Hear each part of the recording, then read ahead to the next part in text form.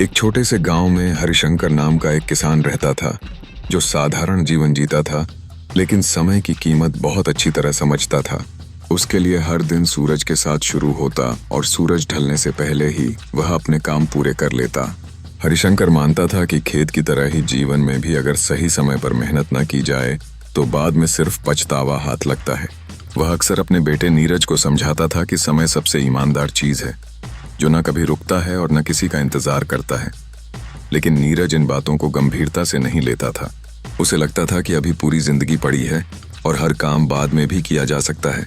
नीरज की आदत बन चुकी थी देर तक सोना, दोस्तों के साथ बेवजह घूमना और छोटी छोटी चीजों में अपना कीमती समय गंवाना।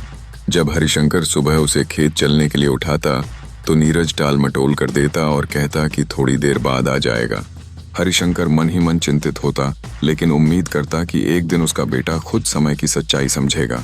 वह जानता था कि जब तक इंसान खुद नुकसान नहीं देखता तब तक उसे समय की कीमत का एहसास नहीं होता। एक साल मौसम ने साथ नहीं दिया और बारिश देर से हुई। फसल बचाने के लिए सही समय पर मेहनत करना बेहद जरूरी था।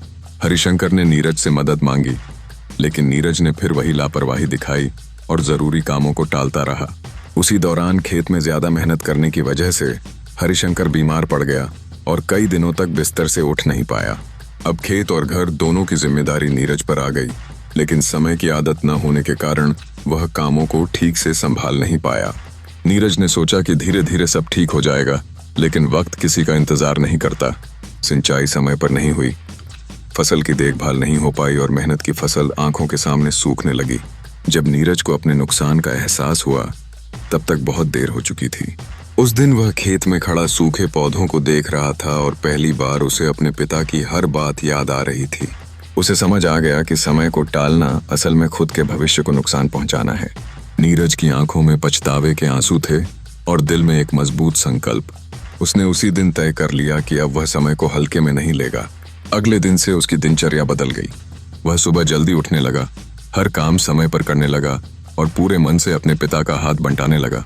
हरिशंकर अपने बेटे में आए इस बदलाव को देखकर खुश था, क्योंकि अब उसका बेटा समय से भागने वाला नहीं बल्कि समय के साथ चलने वाला बन चुका था। यह कहानी हमें सिखाती है कि समय को नजरअंदाज करने की कीमत बहुत भारी होती है। जो लोग आज को टालते हैं उन्हें कल पछताना पड़ता है।